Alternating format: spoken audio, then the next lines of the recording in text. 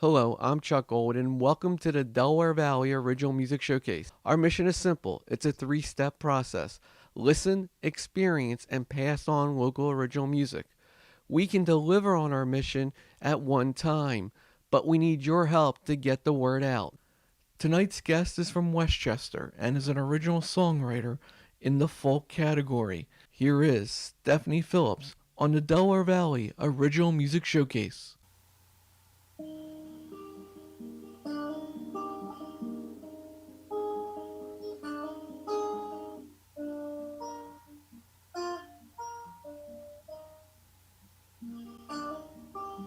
You told me that you're not supposed to love me. And even though some time has passed, you're still unsure of what will last. And you don't want to leave me in crossfire.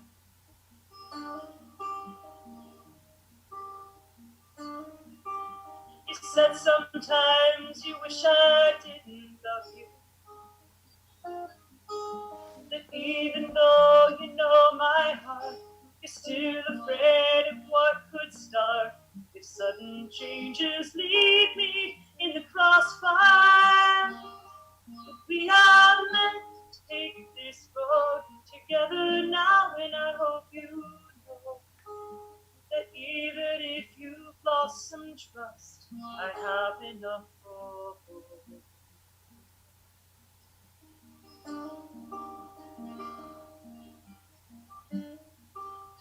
I'm supposed to be the one to hold you, to make the bad dreams go away, to make you know that I will stay. Promise not to leave you crossfire.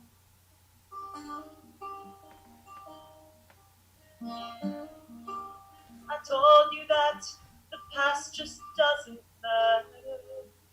And even though the scars are there, we won't allow the love we share to be forsaken in someone else's crossfire. Because we are meant to take this road together now, and I hope you know that even if you've lost some trust, I have enough hope. So give me your heart and I will take it, and promise you now that I won't break it. So tell me your dreams and let me hold them, and then we can watch our lives unfold them.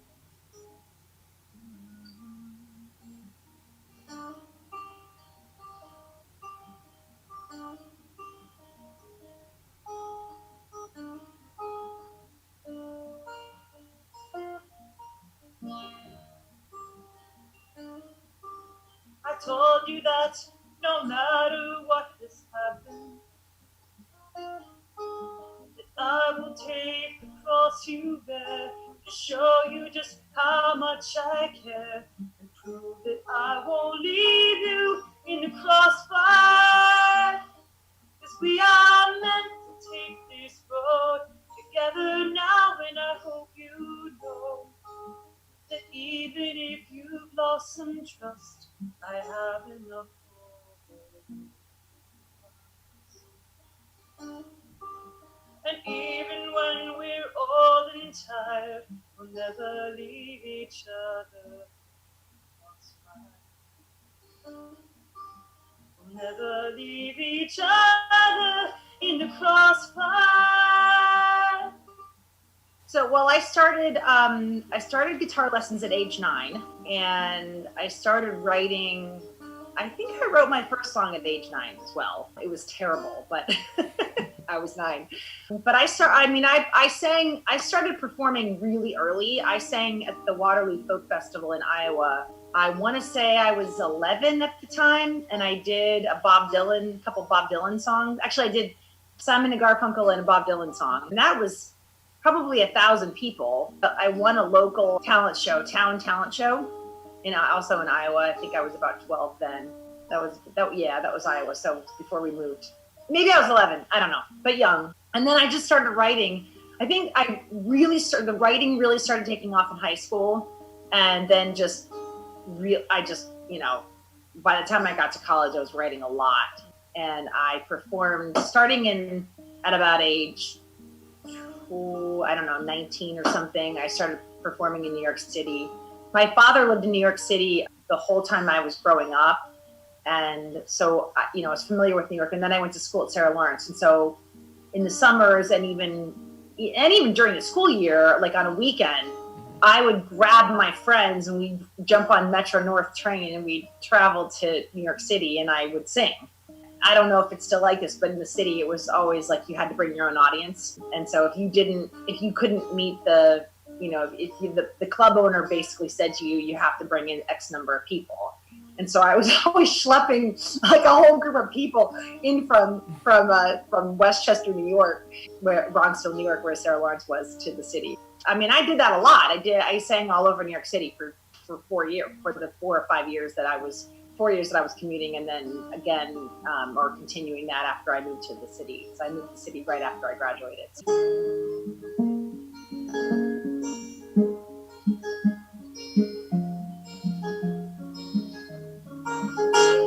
They clear cut the trees around Greystone, it's nothing at all like it used to be.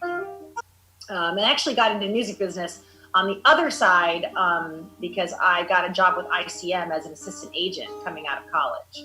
Oh. So I was on both sides of the industry, and actually it was a bit difficult because I felt like I was kind of hoping in the back of my mind that working for ICM would help me with my own music, but it was completely the opposite of that. Mm-hmm. Because as an assistant agent, it was a conflict of interest for me to try to work my own music while I was, mm-hmm. Helping other artists. Mm-hmm. So, I mean, luckily I was in the adult contemporary department, and most of those people were not musicians, but rather comedians.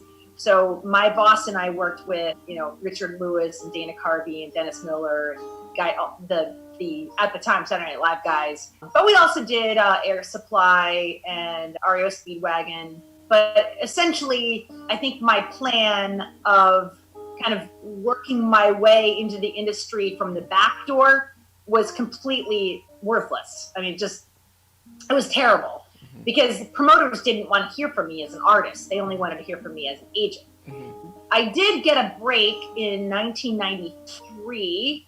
I opened and I don't remember even how that came about. I was no longer at ICM at the time, but I think I knew somebody who knew somebody.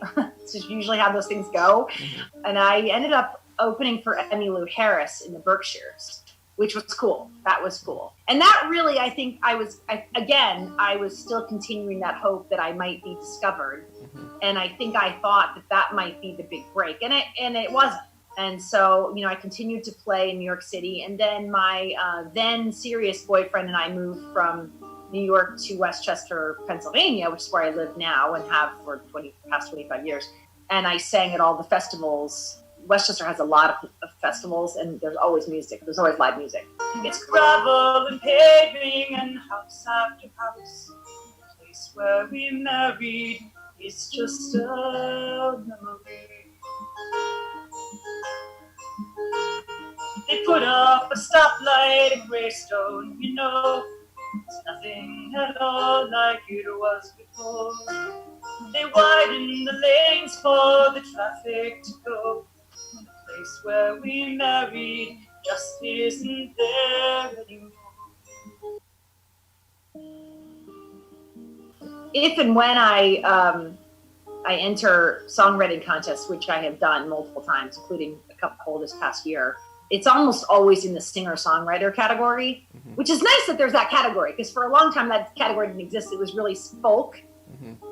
But I have always called my stuff progressive folk. And that was like, it's funny because I named it progressive folk back when I was in college. Mm-hmm. And that was before the word progressive as a capital P in politics even was a thing. Mm-hmm. So I am actually little p and big P in my politics and in my music. So yeah, but it's singer-songwriter, ballad, I don't know. Those are some other terms. How do the changes affect who we are? Where do we go in the meantime? What would we do if we could all see that far? Maybe we'd ask for a lifeline. So I think I probably speak for most songwriters in that agony and grief and sorrow and heartbreak are probably our leading inspirations. My friends used to tease me when I was in college that I never had any happy songs. And I think to this day, it's pretty much still true, although I have a few. One of the one that I just sang for you, I think is kind of a happy, you are the balance. But for the most part, I think sadness is a strong inspiration. This latest go round with what we're experiencing with the pandemic is something that the song that I sang called Lifeline is, really about change. It's about local change. It's about national change, about global change. And I think that things that happen on a large level, national or global, affect me quite strongly a lot of times. Like I wrote a song about the gun issue. It was written right after Parkland, but it was mostly in response to just the whole slew of mass killings from schools to churches to, you name it. So yeah, I would say that for the most part, I am inspired by events that happen around me, both personal and larger than me.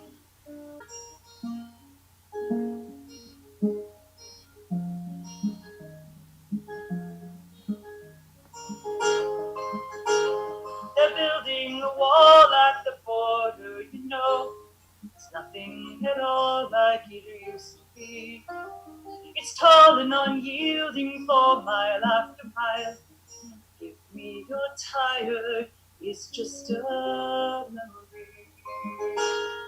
Well, it's called What Have I Lost? I did write a little explanation, or kind of a very short summary of it for CD Baby, and I think I called it a musical journey of Stephanie's children growing up, a divorce, and a heartbreak, and kind of coming out of that. So I said it better on the album, but it's something to that effect. It's really kind of I think the best way to say it is it's a journey for the last 7 years of what's happened to me, on both on a personal level and on a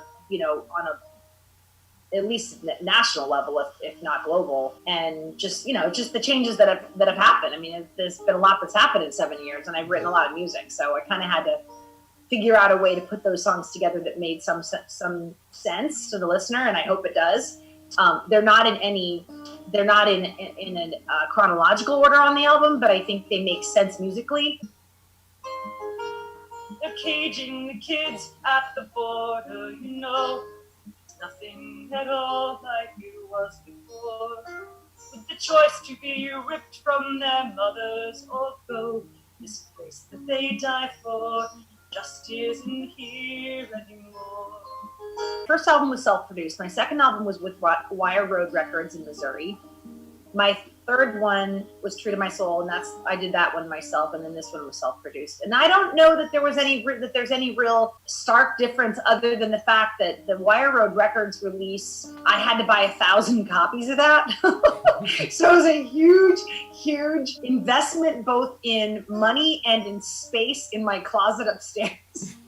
But with regard to, I guess the biggest thing is that, when you have a record company backing you, especially one that has some sort of national appearance, people know what it is. I mean, Wire Road Records, nobody's ever heard of, as far as I know. So that didn't really change anything. But I think if you're an independent artist and you suddenly get, signed by a major record label, the challenges are different for sure, because you have the backing of a major label, but at the same time you have to answer to their contract and their requirements. And I think as a self-produced independent musician, we get to be whatever we want to be and whoever we want to be, and we are free to not have to worry about the requirements that are, from what I understand, pretty stringent, especially on the major labels. So, and I think with the advent of social media and platforms like CD Baby. That just happens to be my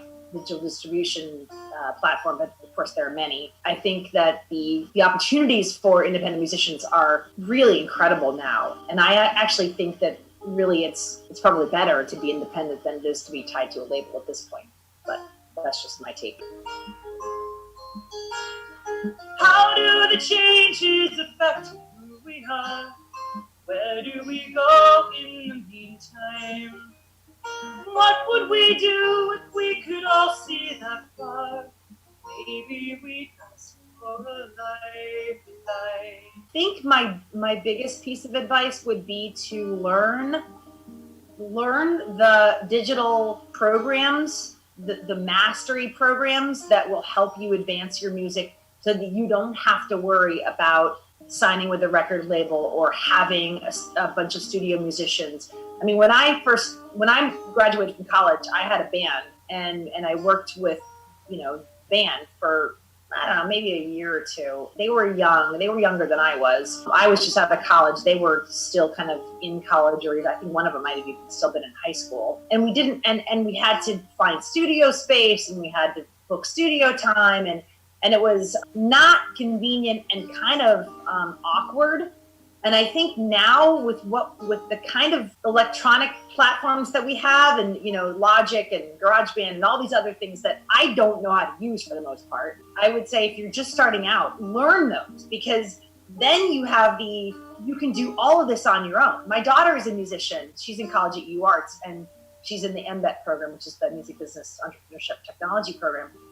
And she just released her first single on her own with cover art by my other daughter, who's a graphic designer, and it's fantastic. I mean, she's a keyboardist, so it's a little bit different. The guitar, she has a lot more available to her with being a pianist and working on a keyboard as opposed to a guitarist. I think that's just that she just has more available in terms of what she can do to add to her sound. But still, the fact that she's able to do all this on her own, I never would have been able to do that at 20 years, 19 years old. I mean, it's incredible to me. So I think you learn your craft is really what it comes down to. Learn your craft, not just the instrument that you're playing, but how do you get your music in whatever form you're producing it in to be heard by millions of people. And that's the key, both learning social media and learning the digital programs that will allow you to record and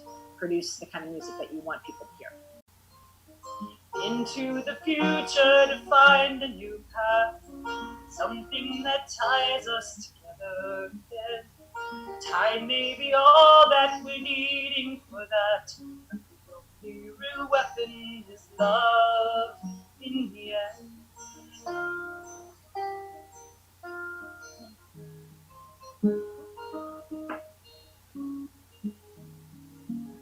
What Have I Lost was specifically about my divorce.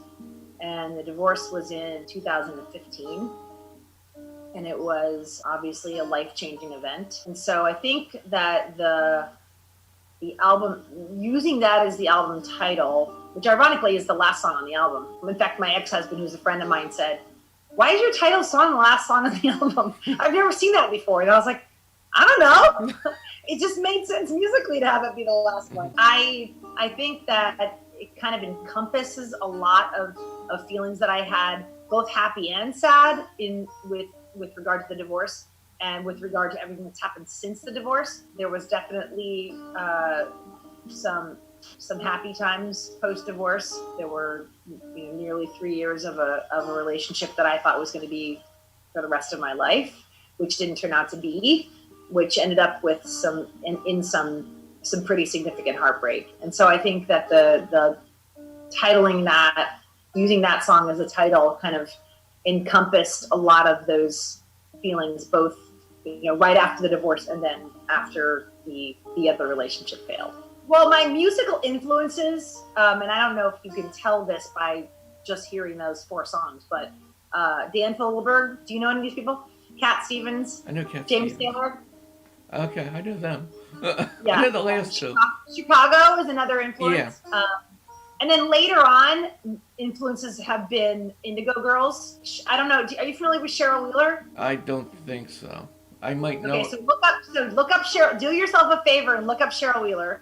Okay. She's an East Coast musician based in Maryland. She plays up and down the East Coast. I don't know if she goes elsewhere, but she's a very, very gifted musician, both in her lyrics and her music, as well as being a hilarious performer. Like, she has the most incredible stage presence. So I think just growing up, my parents were kind of post hippies, sort of. Like, they weren't hippies, but they were kind of right past that era. So they would listen to, like, my dad listened to Donovan. My mom kind of liked more like rock music. But Billy Joel and Dan Fogelberg and Cat Stevens and James Taylor were definitely played in the house frequently. Okay. So that's kind of how that's my growing up music.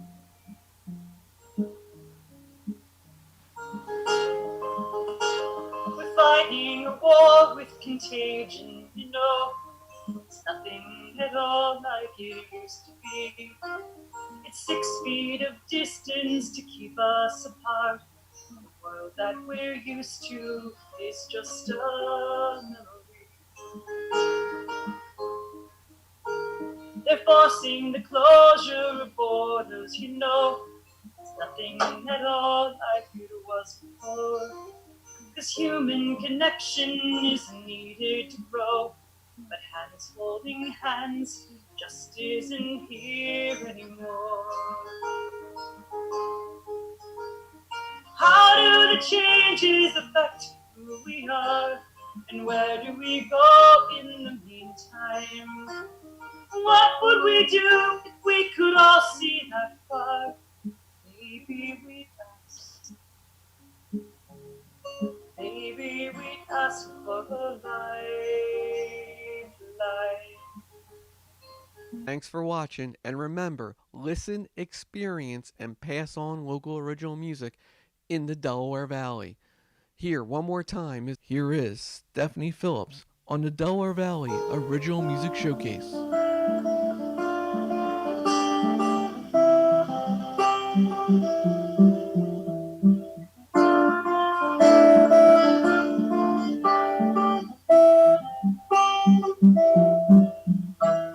It took me a while to get out of my head, to relax and let go and believe.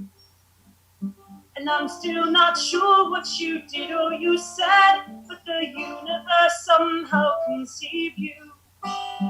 You are the balance I needed to find, the harmony and calibration. Yours is the voice that I hear in my mind when I'm searching for focused creation.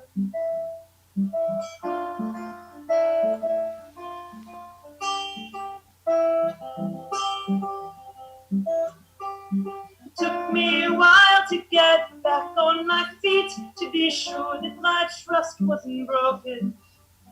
I don't know if you noticed that night on the street, all the words that I couldn't have spoken.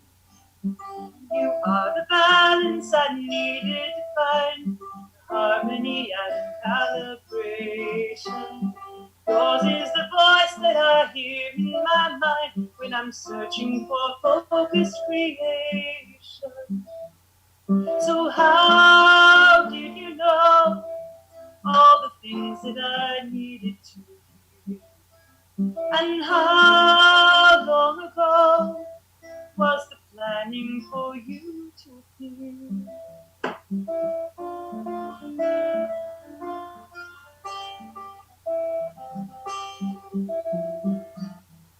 It took me a while to just loosen my grip, to relax and let your presence ground me.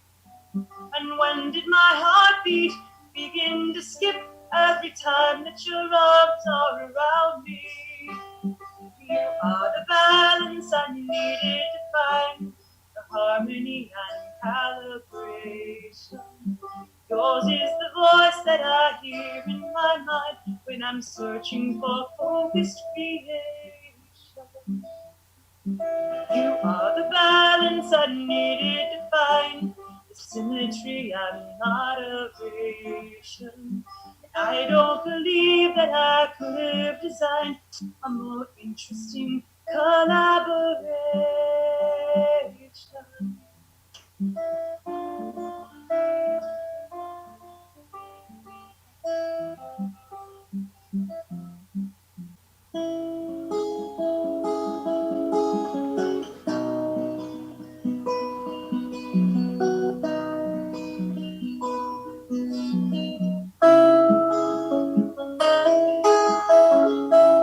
What have I lost? The empty space in the bed doesn't begin to answer the question. What have I lost? The empty space in my head, devoid of the usual self-expression. So how should I count all the things that are gone? And how do I try to begin to move on? To the voice in my mind, what do I say? The one who keeps asking me if I'm okay.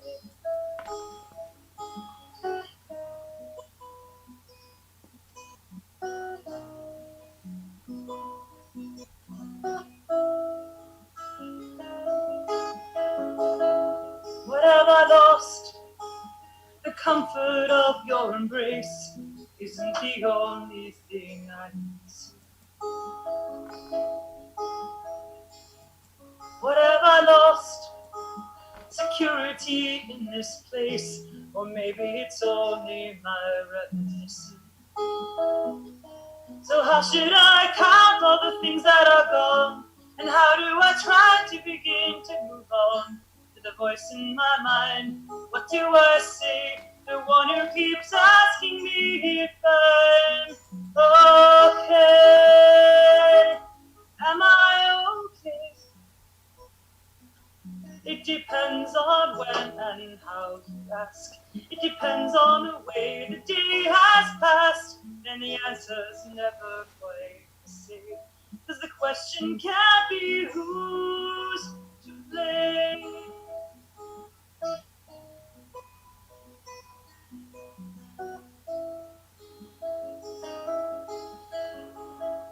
What have I lost? Uneasiness in my life doesn't begin to answer the question. What have I lost? The label of being your wife and all of the needless self-impression. So how should I count all the things I don't know, the ones I can't see that are making me grow? The voice in my mind, what do I say? Maybe it's time to answer